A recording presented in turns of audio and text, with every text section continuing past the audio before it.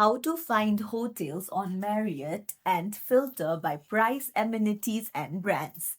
Hey everyone, welcome back to the channel. If you are new here, don't forget to hit the subscribe button and turn on the notification bell to not miss any updates.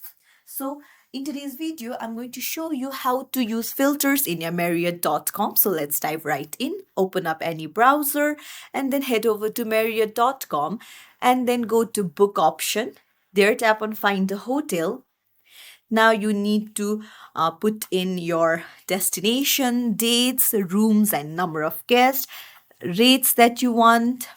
So here you can tap on drop down and here you can filter your rates by choosing the special rates option. You can choose brands and then you can tap on find properties. Now, after tapping on this, you'll see all filters option. You can tap on it and you can put in more filters according to your choice. So, you can just tap on it and then hit apply.